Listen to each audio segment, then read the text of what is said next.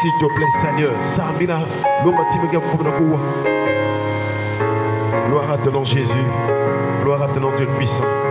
Au nom de Jésus, nous disons tous Amen. Amen.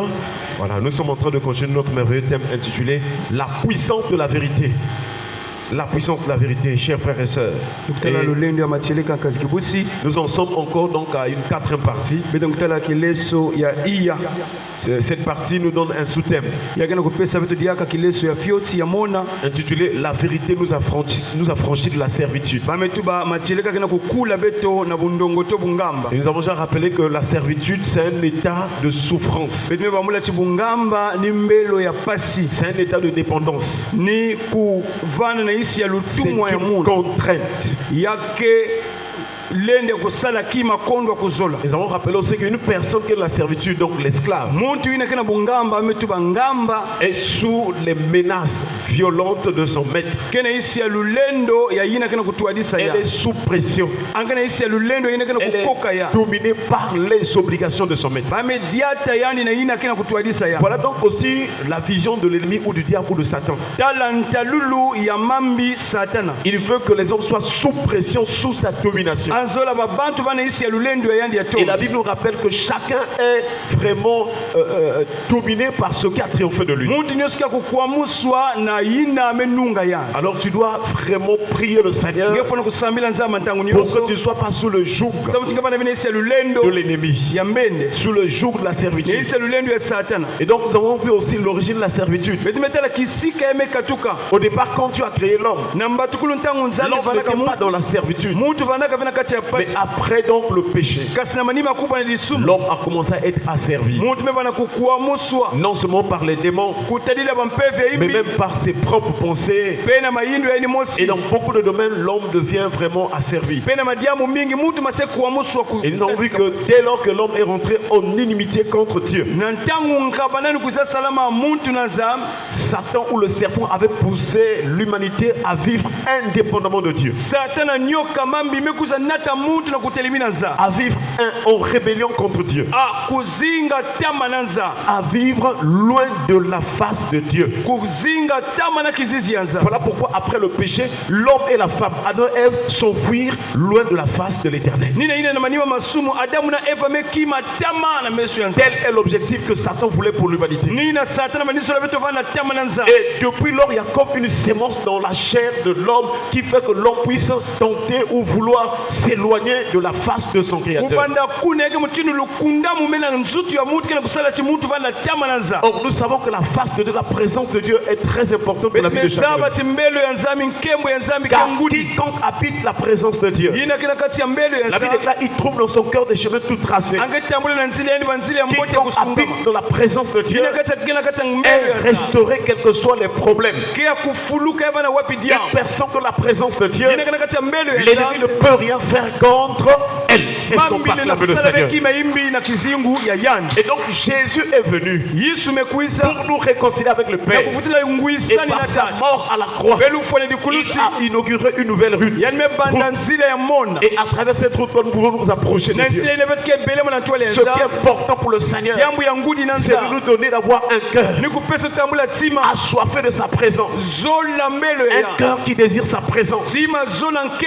Voilà pourquoi la prière de David, donc Psaume 27, le verset 4.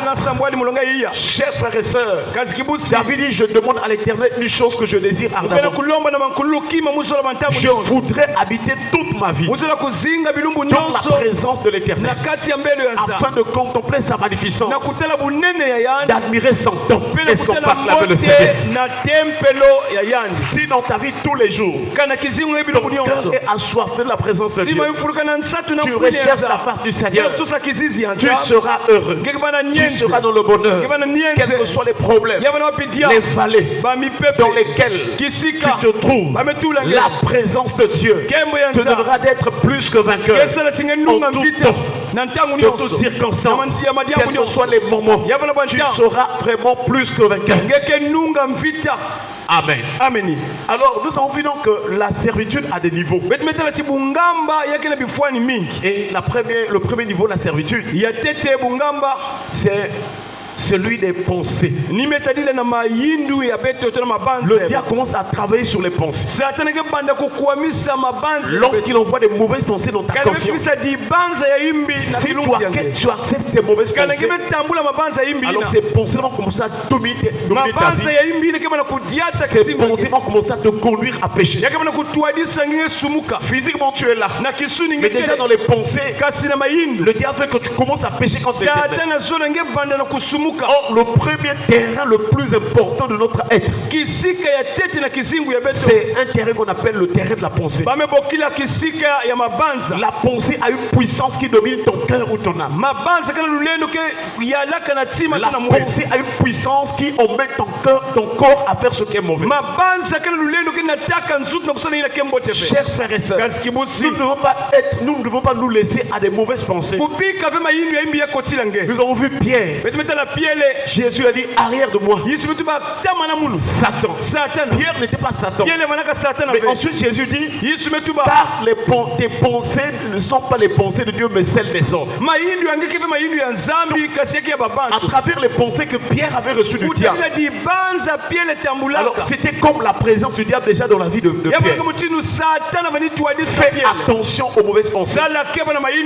Et dans Marc chapitre 7, Jésus a dit à partir du verset 21, il dit c'est du dedans du cœur des hommes que sortent les mauvaises pensées, les mauvaises choses, et ce chose-là suit l'homme. Il y a beaucoup de péchés que nous commettons qui prennent ses racines dans les pensées. Voilà pourquoi quand tu sens déjà une mauvaise pensée en toi, tu devrais prier le Seigneur. Alléluia. Car Dieu veut que ton esprit soit disposé. Même si la chair est faible, mais si ton esprit, si dans ta conscience, si dans tes pensées, tu es un homme puissant de prière, une femme puissante de prière, tu n'iras plus pécher. Parce que dès la pensée, tu détruis les œuvres du diable. Est-ce qu'on peut acclamer le Seigneur? Josué chapitre 24, le verset 16. Il est écrit: le peuple répondit et dit, loin de nous la pensée d'abandonner l'Éternel et de servir d'autres dieux. Nous connaissons l'histoire d'Israël. Il est sorti de l'Égypte par la main puissante de l'Éternel. Il a traversé la mer de pieds secs. Le jour où Israël était de l'autre côté, et ils ont vu comment Dieu a opéré la délivrance. La Bible déclare qu'Israël crut en l'Éternel et à son serviteur Moïse. C'était une grande délivrance. La Bible déclare que c'était un prodige. Depuis que le monde existe, c'est la première fois et la dernière fois que la mer s'était séparée en deux. Est-ce qu'on peut acclamer le Seigneur? Nous prions que le Seigneur intervienne là où il y a des obstacles, là où tu es au pied du mur, que Dieu ouvre une issue, que Dieu ouvre vraiment une voie, qu'il ferait un chemin pour toi là où tu es au pied du mur, là où tu ne vois plus rien, là où personne vraiment te vient en aide, que le secours qui ne manque pas au temps de la détresse t'accorde la grâce ce matin, qui t'ouvre les portes, que tu avances, que tu prospères, que tu sois la tête dans la queue. Tout ce que tu feras réussir au nom de Jésus. Chers frères et sœurs, quelle que soit ta situation, Dieu est capable de t'ouvrir les portes. Ne sois pas dessus dans ta vie. Laisse les gens se moquer de toi. Laisse les gens penser que c'est fini. L'auteur de ta vie, celui qui est inscrit dans son livre tous les jours qui étaient destinés pour toi, c'est lui qui connaît. Là, il est en train de te conduire. C'est lui le berger des âmes.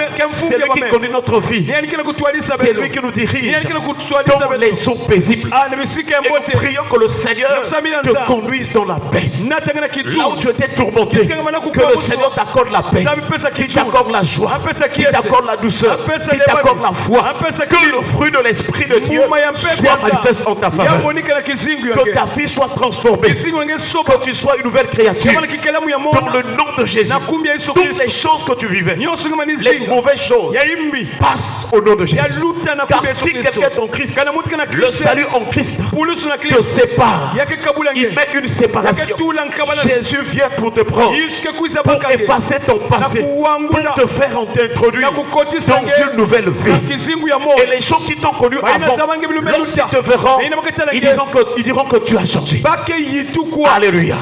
Chers frères et sœurs, nous voyons que Israël, après donc avoir traversé la mer, ils sont rentrés dans le désert. Et après Moïse était mort. Alors Dieu va susciter donc un autre conducteur pour Israël. Il s'appelle Josué. Et du temps de Josué, Dieu a fait grâce à Israël. Israël était plus que vainqueur. Josué avait la mission d'aller conquérir Canaan. Et Dieu savait cela, que Josué était disposé. Un homme qui était un bon guerrier, qui était puissant. Et donc c'est lui qui va faire entrer Israël pour la conquête de Canaan. Et donc du temps de Josué, Josué était strict. Et il rappelait toujours à Israël, vous devez servir l'Éternel. Vous devez servir l'Éternel. Et il dit à Israël, moi et ma maison, nous servirons l'Éternel. Est-ce qu'on peut acclamer le Seigneur? Chers frères et sœurs, si tu veux être plus que vainqueur, toi et ta maison, toi et tes enfants, toi et ton époux, toi et ton époux, toi et ta famille, vous devez mettre le Seigneur au cœur de tout. Enseigne tes enfants la voix de Dieu. Mettez la prière familiale dans votre maison, car toute maison où il y a la présence de Dieu, je vous assure, vous serez plus que vainqueur. Quels que soient les combats, quels que soient les vents, si vous êtes dans la prière, si vous servez l'Éternel, rien ne saurait vous manquer. Alléluia. Josué était plus que vainqueur. Mais dans le chapitre 24, Josué commence à mourir. Il est au soir de sa vie. Il est en train de parler à Israël. Il dit, après mon départ, est-ce que vous allez continuer à servir l'Éternel ou bien vous allez choisir les Baals?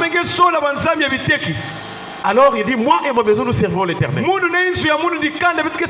Israël va dire, nous en tout cas nous allons aussi servir Dieu.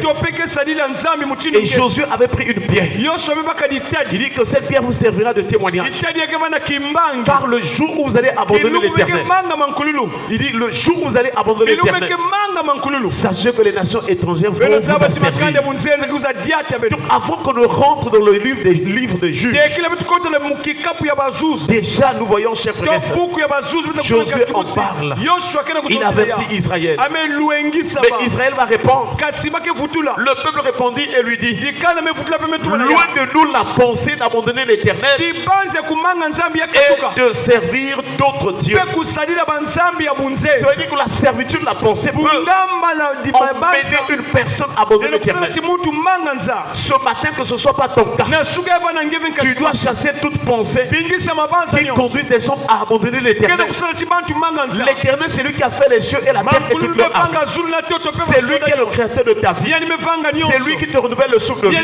C'est lui qui fait que tu marches. C'est lui qui produit en nous la vie, le mouvement et l'air. Dans ce monde, sur cette terre, s'il y a une chose que tu ne dois jamais oublier, c'est vraiment tu ne dois pas abandonner l'Éternel. Tu dois être attaché à l'Éternel parce que c'est lui qui est le Dieu tout-puissant. Alléluia. Et l'Éternel ne cohabite pas avec les idoles. Dans Ésaïe chapitre 42, le verset 8, il a dit, je suis l'Éternel, c'est là mon nom. Je ne donnerai pas ma gloire. Je ne donne pas ma gloire aux idoles. Je ne donne pas ma gloire aux idoles. Je ne peux pas me mélanger. Je ne peux pas me mélanger avec les idoles. Chers frères et sœurs, le vrai Dieu s'appelle l'Éternel. Il ne peut pas accepter être là où il y a le culte des faux dieux. Voilà pourquoi tu dois te l'éloigner. Tu dois quitter tout faux culte. Aujourd'hui, nous voyons des faux dieux dans les églises. Des gens qui vous font des délivrances, mais qui vous demandent d'amener des choses physiques. Apporter un miroir, apporter un couteau, apporter une pierre, apporter telle chose, apporter le jus, apporter telle bouteille d'eau. Ça, ce sont les cultes des faux dieux. Dieu est esprit. Dieu agit par la parole. Si nous servons le vrai Dieu, nous devons le faire spirituellement. Et nous avons pour base la parole de l'Éternel et son partage avec le Seigneur. Quelles sont les pensées qui sont dans ton esprit? Est-ce que toi aussi tu voulais abandonner l'Éternel à cause des souffrances, à cause des attaques, à cause des difficultés? S'il te plaît, n'abandonne pas l'Éternel. Chasse toute mauvaise pensée qui veut te conduire à abandonner l'Éternel. Car si tu abandonnes l'Éternel, tu es perdu. C'est fini pour toi. Parce que la personne qui te garde, qui tient ton souffle, la personne qui te soutient s'appelle l'Éternel. Et vous voyez David, toujours le psaume 27, à partir du verset 1, il avait reconnu que dans toute sa vie, il y a que l'Éternel qui le garde. Et il commence à prier en disant, l'Éternel est ma lumière et mon salut. L'Éternel est ma lumière et mon salut. De qui aurais-je crainte? L'Éternel est le soutien de ma vie. De qui aurais-je peur? Quand les méchants s'avancent contre moi pour dévorer ma chair, ce sont mes persécuteurs et mes ennemis qui chancellent et tombent. Est-ce qu'on va acclamer le Seigneur? Que le Seigneur nous délivre de toute pensée mauvaise. La pensée de lui abandonner. La pensée d'aller loin de sa face. Que ce matin, s'il te plaît, que le Seigneur nous ramène à travers cette parole. Attache-toi à l'Éternel. Tu auras la paix. Tu joueras du bonheur.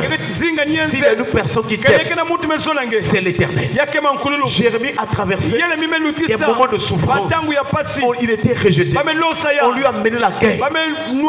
Jérémie était un prophète en larmes. Il était en train de pleurer parce que malgré la vérité qu'il a portée à Israël, Israël ne voulait rien savoir. Et un jour, pendant que Jérémie était là, il a perçu l'image, l'œuvre de Dieu. Et je crois dans Jérémie 31, à partir du verset 3, il dit, de loin l'Éternel se montre à moi. Et il me dit, je t'aime d'un amour éternel. Est-ce qu'on partage avec le Seigneur? J'aimerais te dire ce matin, l'Éternel t'aime d'un amour éternel. Il t'aime. Et comme il t'aime, il ne va pas te délaisser. Il ne va pas t'abandonner. Tu entreras dans ta destinée. Tu vivras la gloire de Dieu. Oui, l'Éternel est fidèle. Sa fidélité est grande. Et c'est pourquoi ce matin, nous allons nous lever. Nous allons nous lever dans la prière. Tu vas te lever dans la prière. Tu vas remercier le Seigneur pour sa parole. Et nous allons prier le Seigneur au nom de Jésus. Gloire à ton notre Père. Merci pour ta